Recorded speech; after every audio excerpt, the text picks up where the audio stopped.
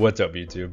Today we're going to be looking at the Open Great League once again, and boy am I excited to record this video because I hit Legend with the exact same team that I showcased yesterday, which is Gashon, Dong, and Galarian MOLTRES. Now this team is extremely strong because Dong baits out almost all the weaknesses that MOLTRES doesn't want to see, and it can almost always flip switch or grab 2 shields attempting to, which leads Galarian MOLTRES to Brave Bird absolutely everything in the end game.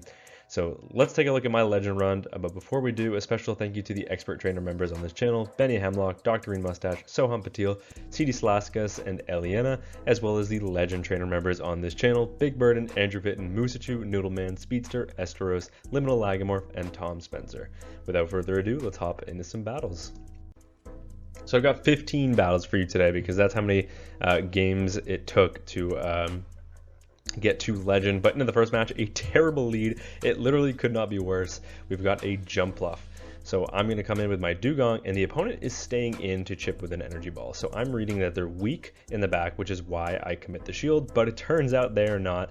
They have a Galarian, which is a complete wall to energy to the Dugong.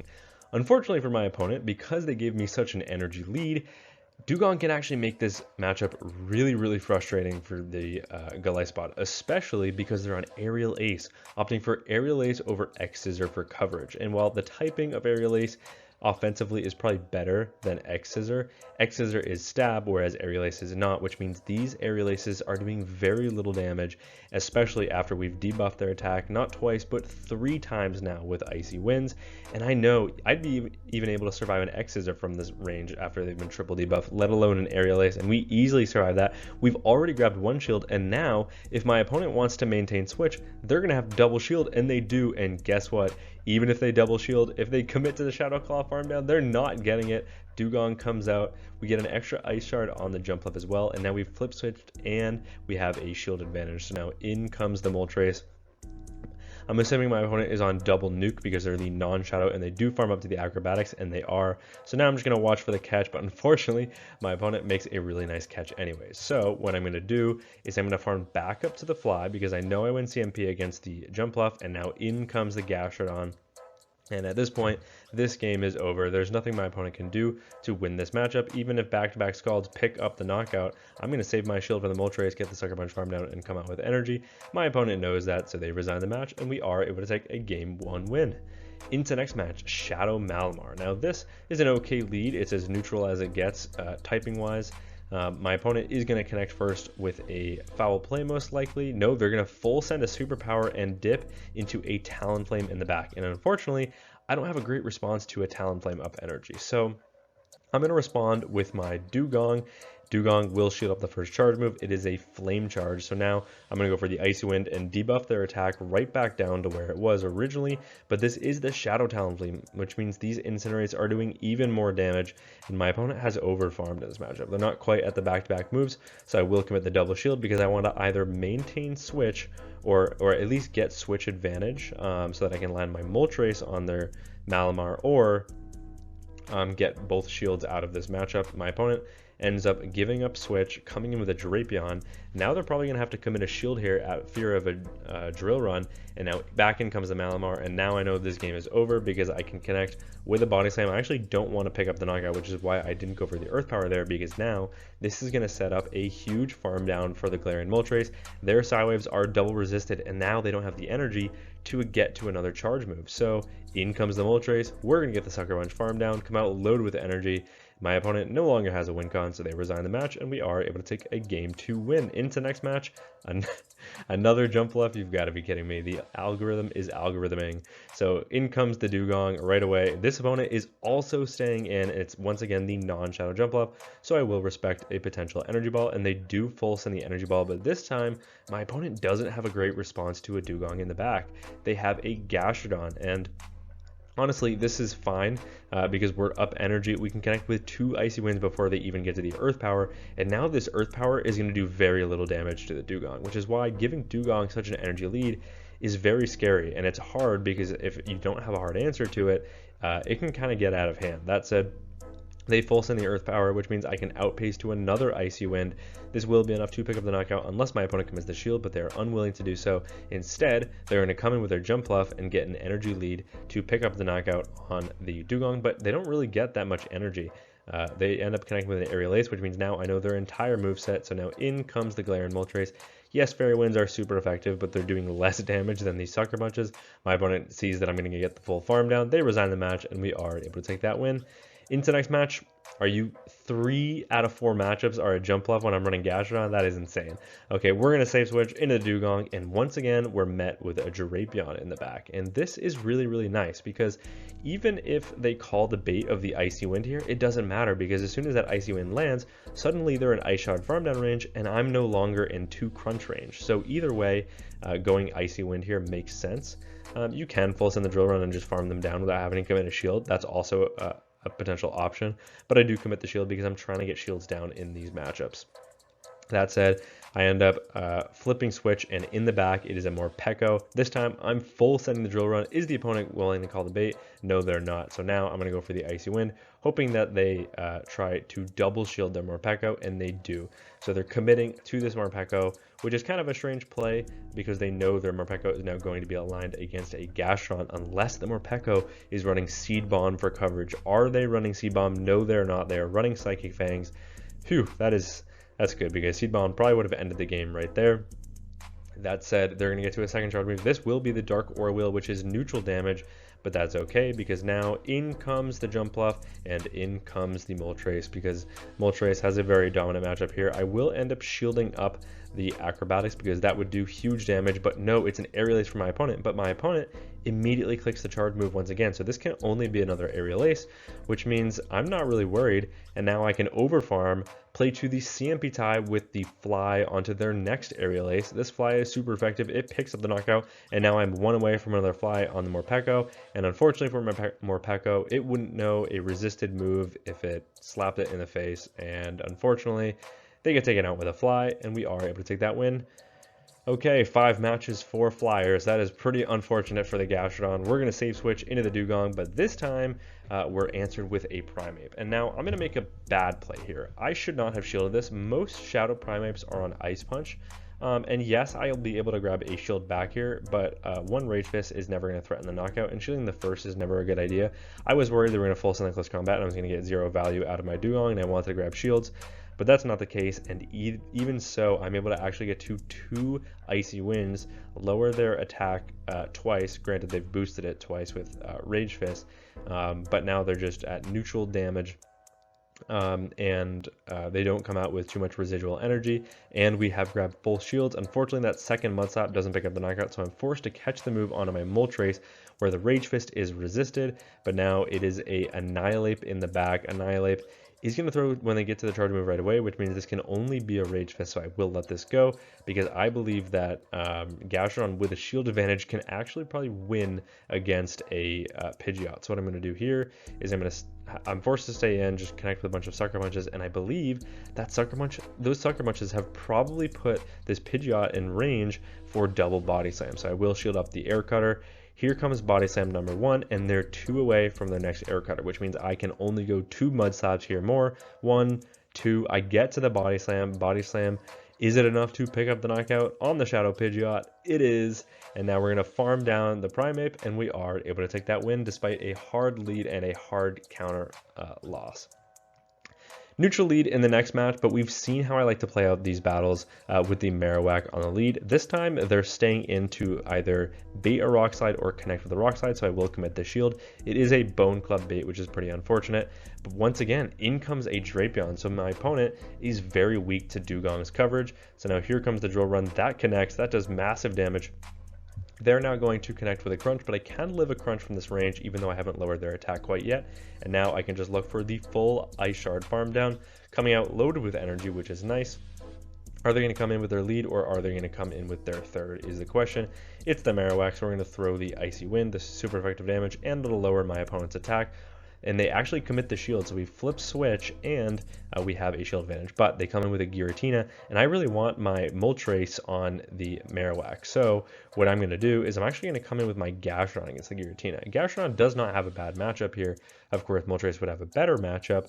That said, they are going to start spamming out these Dragon Claws. I'm going to full send because I want to at least grab the final shield from my opponent, or if they call the bait, then this game is over. In comes the Moltres. Now, did we get the catch of the Dragon Claw, or did they react in time to connect with the Ancient Power? They did, but back in comes the Marowak, and unfortunately, Marowak can make it to 1 charge move, but they just do not have the pacing to make it to 2 before I'm able to make it to a Fly.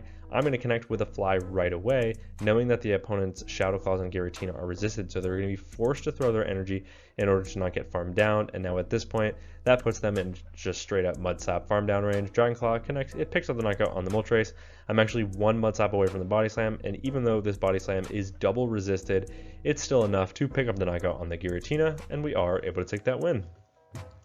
Into next match, Gashon into Sunfisk. So finally we get a break on the lead, picking up a good lead. The opponent safe switches into a Dusclops, and I respond with the Moltres. Now Moltres will take super effective damage from this Ice Punch here, but 2 are not enough to pick up the knockout, and you can full send the Brave Bird to pick up the knockout on the Dusclops. I actually make a mistake here, I believe, and go for the Fly, and that's not enough to pick up the knockout, which means they should get to another Ice Punch, but the opponent for some reason tries to go for good timing. That ends up costing them. They don't get to another charge move, and now I come out loaded with energy for the Sunfisk. This energy is completely walled, and my opponent knows that, so instead, they're going to take the charge move on their Sunfisk, then pivot into their Primeape to get an energy lead, which is a nice play, but unfortunately, they're going to have to give me their shield, and now in comes the Gashon, and I have the alignment that I need. I basically need Gashon to 1v2 with a 2 shield advantage, and I think it can do that just because these Mud Slaps are adding up so much on the Shadow Primeape. But at the same time, Dewgong is in a fine position with a shield advantage against a Sunfisk as well, because we have super effective coverage with both our fast and our charge moves. So instead, I'm actually going to let this go. I'm going to get an energy lead on my Dewgong, and that way I can come out loaded for the Sunfisk, and their Sunfisk has nowhere to go and nowhere to reset. So my opponent makes a really nice play. They actually throw 2 Karate Chops and pivot in case they do need to reset. They're going to throw the discharge right away as soon as they get it, but as soon as I shield that up, they know this game is over because I'm going to debuff them with an Icy Wind, and we are able to take that win. Into next match, another Flyer on the lead. We just cannot escape the Flyer leads. In comes the Dewgong, and the opponent once again is not responding with anything in the back. So not a lot of opponents have good answers to a Ice type safe switch, and in the back is a Drapion. So once again, core breaking the Flyer plus Drapion core that we keep seeing. That said, the opponent actually calls the bait, and so I'm going to commit the shield here. I am now going to get that shield call right. It is the crunch, and now here comes the second Icy Wind. This probably will grab a shield from my opponent. I'm going to go for an undercharge in case that it doesn't, so that way I can Ice Shard farm them down, but it does. And now a crunch will not be enough to KO, so I will let this go, and then I'm just going to look for the full Ice Shard farm down. The question is, can I get it? And I do not think I can, not before my opponent makes to it another crunch, so I connect with another Icy Wind. This time they do let it go, and we do win the 1 shield scenario. In the back is a Marowak, and unfortunately I kind of have to align my Gashon down energy here because I need my Moltres on the Mandiba. So we have Mud Slapper plus Dark Flyer against Mud Slapper plus Dark Flyer in this endgame, and they are aligned perfectly. So this is exactly where we want to be. Now I'm going to connect with a Fly. My charge moves do a lot more damage than theirs because their best stab charge move is Aerial Ace, whereas mine is Fly and Brave Bird. Of course, my Sucker Punches are also doing more damage in this matchup, but my opponent does have a bulk advantage. That said, here comes Fly number 2. This will grab the final shield from my opponent. In comes the Gashon to look for a catch. The opponent ends up pivoting into their Marowak, but I know 1 Bone Club is not enough to pick up the knockout, and even though they're at the back-to-back charge moves, I can just click the move, and Earth Power from this range will be enough to pick up the knockout. Now my opponent will need to make it to 2 moves, or 3 moves, because I have a shield. The opponent knows they cannot do that, so they resign the match, and we are able to take that win. Into the next match, we've got a Furret on the lead. Now this is a tough lead for this team because we have Gashon, which is double weak to Trailblaze, as well as Dewgong, which is single weak to Trailblaze. Of course, Moltres has a fantastic matchup there, but there's not a really great way to get my Moltres onto this Furret without the opponent just switching out into something that responds to a Moltres. So Instead, I'm going to stay in this matchup, connect with double Trailblaze, and now I'm going to look for a catch of a Trailblaze onto my Moltres. I'm going to throw one, wait the turn, go for the catch. My opponent does not fall for it. Instead, they have the answer to the Moltres in the back. It is a Wigglytuff, but I'm able to make it to the Brave Bird, and unless my opponent commits the shield, this is going to do massive damage, and it does. It actually puts the Wiggly into the red health range, and now I can just absorb this energy onto the Dugong where I have full HP. This is just a Swift, so I'm not too worried about this damage. It does connect. We're still in the green. We are A-okay. It just depends what is that Pokemon in the back. And in the back, it is a Pidgeot once again. So these Shadow Pidgeots absolutely everywhere. I am going to go for good timing here, throwing the Icy Wind before they throw their first Air Cutter, which is nice. That ends up grabbing the final shield from my opponent. At this point, I am going to commit the shield, because I know I can pick up the knockout on the Pidgeot, but instead my opponent full sends the Brave Bird. I know that they have a Trailblaze loaded on my on their Furret, so I pivot instantly at the same time, anticipating their switch. They end up going for a Swift because I was in Swift range on the Dugong, but that forced them to go for double Swift. That allows me to get a full Ice Shard farm down, and now I can connect with an Icy Wind on a no shield Shadow Pidgeot. This is super effective damage. They're in the red health. That's going to pick up the knockout, and we are able to take that win. Into next match, we've got Gashon into Pidgeot once again. What are these flyer leads? Anyways, gonna stay switch into the Dugong. Maybe I should have led Dugong, but in the back, it is a Credilli. And now, because I got that one Ice Shard advantage, I'm gonna be able to outpace the opponent to the first 2 charge moves, which is absolutely massive because it is 5-4 pacing, and they let me get 1 Ice Shard ahead. That said, they're going to shield the first charge move. I'm going to shield the first charge move because I'm trying to grab 2 shields in this matchup. So here comes Icy Wind number 2. The opponent doesn't want to give up a chance to potentially win switch here, so they're going to commit to the shield, and then they're going to farm up to the back-to-back. However, 1 charge move, no matter what it is, will not be enough to pick up the knockout, so the opponent is going to be forced to throw a second charge move on the CMP tie, which is exactly what they do, but all that's going to do is set up farm for the Galarian Moltres in a 0 shield scenario, and that is not where the opponent wants to be. They can make it to a Rock Tomb though, so instead, I'm going to catch the Rock Tomb where it is resisted onto my Gashon. Now that is kind of a risky catch, but we do get it, and in comes the Pidgeot. We knew we were going to be aligning it here, but Gashon is kind of drawing dead against the Pidgeot anyways. We kind of need our Moltres to sweep this endgame, and I think I've seen this team before where it's Pidgeot, Credilli, and Marowak, so I'm anticipating a Mud Slapper in the back, and if so, then my Moltres is going to feast. The opponent ends up not committing to the farm down, throwing their energy because they got to 100 energy, and now in comes the Moltres. I know this is only enough for an Air Cutter, so I will actually just let this go. It is the Air Cutter. Now I'm just going to go for 1 Sucker Punch, pick up the knockout with the Fly so that I do not take that gust damage, and if it's a Mud Slapper in the back, this game is over, and it is the Marowak. I just have to watch for a catch here. The opponent does not go for it, so now here comes a Brave Bird. This is massive overkill. It picks up the knockout on the Marowak. In comes the Credilli. They're going to get Sucker Punch down. The opponent resigns the match, and we are able to take that win. Into the next match, we've got Gashon into Steelix. Finally, another good lead. This opponent is going to safe switch into a Blastoise, and suddenly I'm in a tricky situation because I do not have a good answer to Blastoise in the back. I have 2 Pokemon weak to roll out in the back. I do, however, go for the Body Slam right away, ensuring that my opponent is always behind by 1 turn. That said, they are going to be able to get 2 back-to-back Hydros. I can shield 1, take 1, and then look for the knockout with the Body Slam now that they're in the red health range. This will be enough to pick up the knockout, and if the opponent commits the shield, I have another Body Slam where that came from. They do actually commit the shield. Are they willing to commit the double shield in this matchup is the question, and the answer is yes, which is kind of surprising, but I do not want my Moltres on that Steelix, so I'm going to commit the shield back, and now in comes a Moltres. Moltres will be met with the Dugong, and unfortunately, I've put myself in a position where my Moltres is going to be positioned against their Steelix. They end up full sending the Brave Bird. I'm going to let myself get as low as possible to minimize the farm that the Steelix gets when it comes in, and now I can connect with an Icy Wind to pick up the knockout on the Moltres.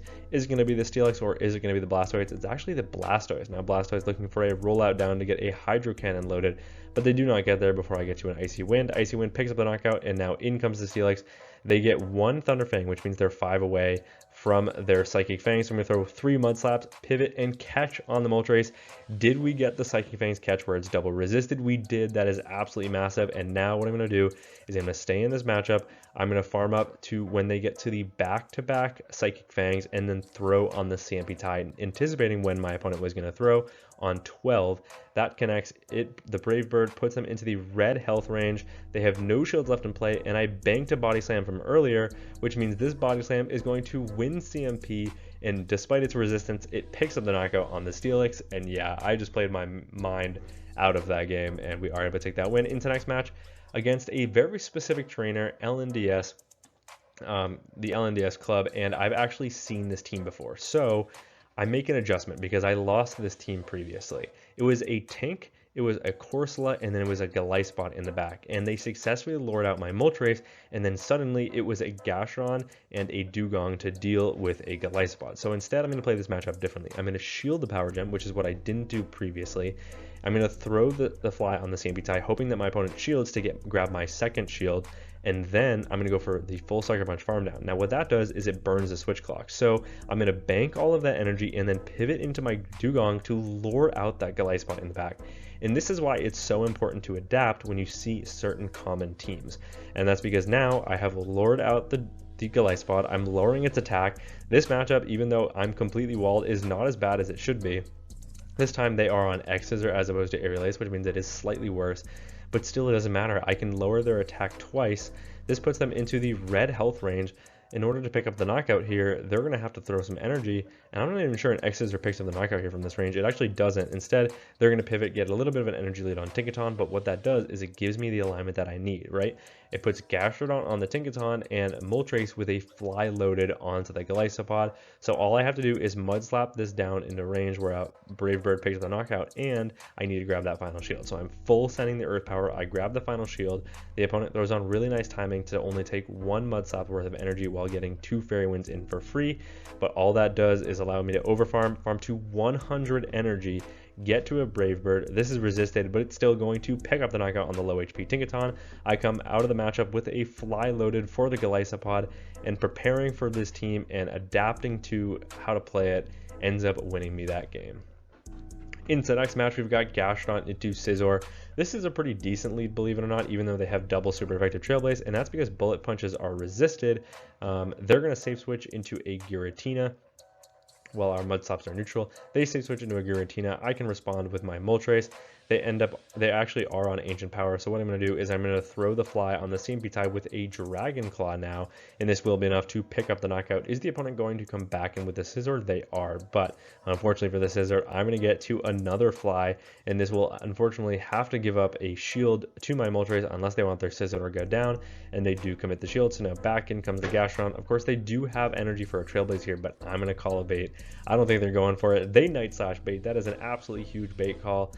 Now they're going to go for another Night Slash. I will commit the shield here just to match shields because I don't quite know what's in the back, but it is a Pidgeot. And now I'm going to chip with a Body Slam, putting this in range for a Ice Shard farm down. And now in comes the Dugong. Dugong, of course, can connect with an Icy Wind to lower their attack, but I am going to let this go. I know this is only enough for an Air Cutter. It is the Air Cutter, but I can't get the full farm down before my opponent gets to on the charge move. So I'm going to go for the Icy Wind. I'm going for a full undercharge in case they no shield, because I don't want them to just come in with Scizor and get a huge energy lead and come out with back-to-back moves from my Gashon. Instead, the Scizor comes back in when I have a Drill Run.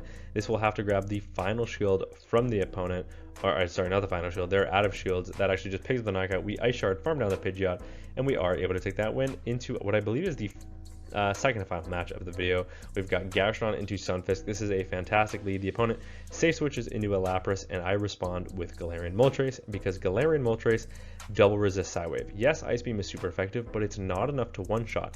And because they have no ability to farm me down, I can overfarm massively here, go for the Brave Bird to pick up the knockout on the Lapras unless they commit the shield, and the opponent actually does commit the shield. But it was a CMP tie, which is pretty amazing. So I'm actually just going to let this go instead of playing out the ones.